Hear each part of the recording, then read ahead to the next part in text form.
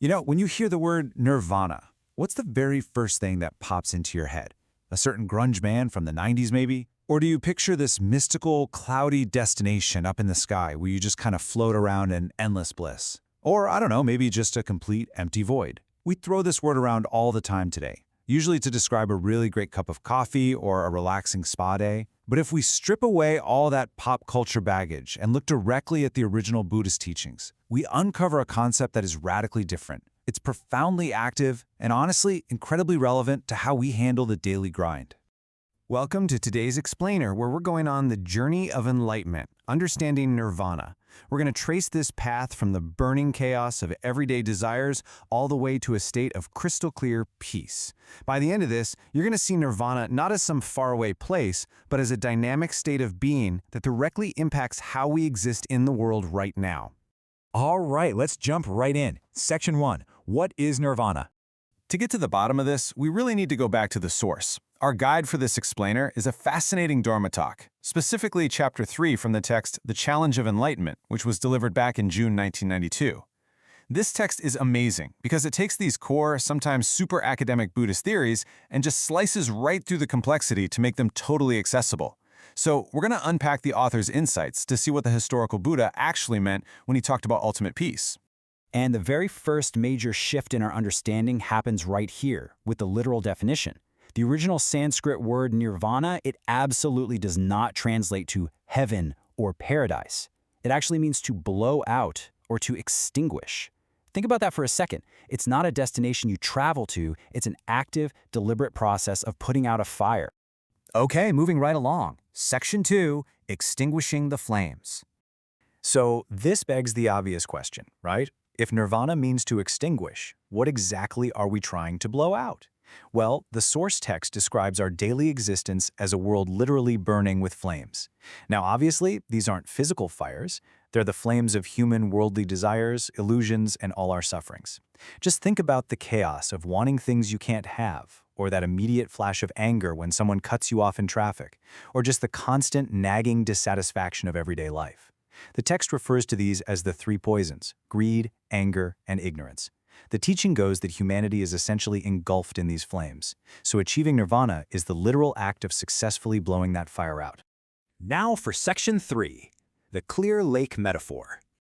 Let's take a collective deep breath here. Imagine the fire is out. The smoke has completely cleared. What does that actually feel like? Well, picture a secluded mountain lake. It is dead silent, completely untouched by human noise, and the water is absolutely pristine.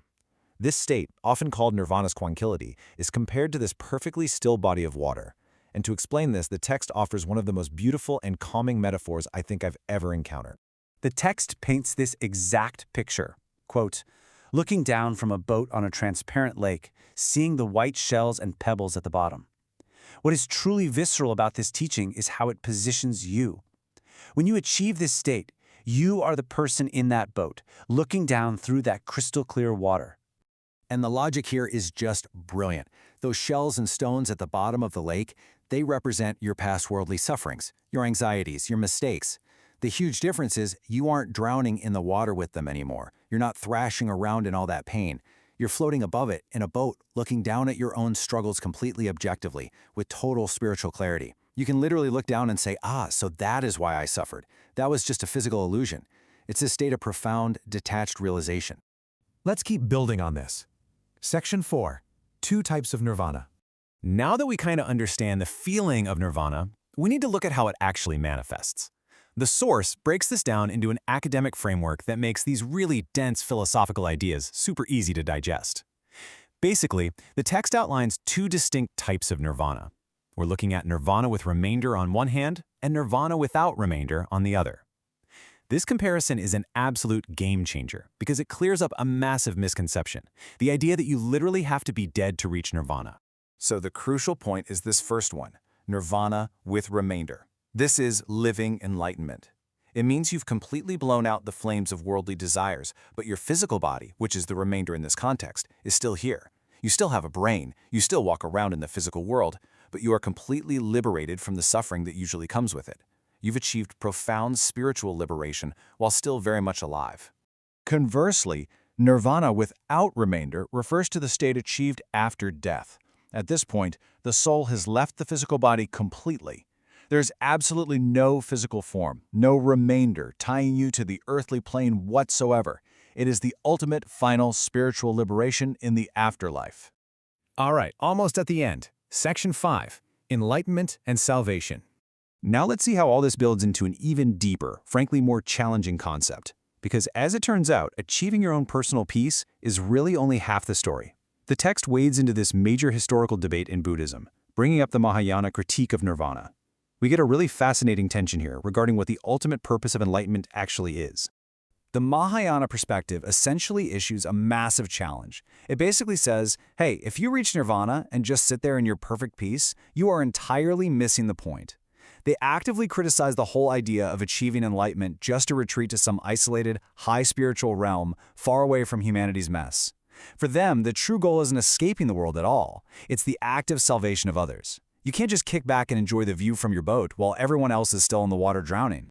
However, and this is a really big however, the text points out a very practical paradox here. It neutrally observes that while the Mahayana ideal of saving absolutely everyone is incredibly noble, there's a fundamental rule of the universe. You simply cannot save others if you are still burning yourself. Think about it. If a religious group tries to save people while its leaders are still completely caught up in worldly desires, it's just not going to work. You must genuinely experience the extinguishing of your own flames first. Only then do you actually have the capacity to teach someone else how to put out theirs. And this brilliantly illustrates the ultimate takeaway of the entire text, the concept of benefiting self, benefiting others. It is a dual, synchronized path.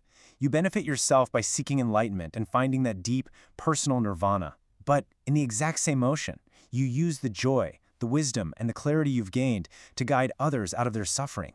You have to balance both. One without the other is just incomplete. Which leads us to one of the most powerful quotes in the entire chapter. Quote, "The height of enlightenment is directly tied to the power of salvation." That is huge. It means your spiritual growth isn't measured by how detached or aloof you are, but by how many people you are capable of helping. The higher your state of nirvana, the greater your power to pull others out of the flames. So that leaves us with this final thought to carry with you today. Look, we aren't ancient monks, right? But we all deal with the flames of stress, anger, and desire every single day. So ask yourself, how can you apply this dual path right now? How can you find your own clear mountain lake, your own personal peace, not just as an escape hatch from your life, but so you can become a source of calm and guidance for the people around you? That, my friends, is the true challenge of enlightenment. Thanks so much for joining me on this explainer, and I'll see you next time.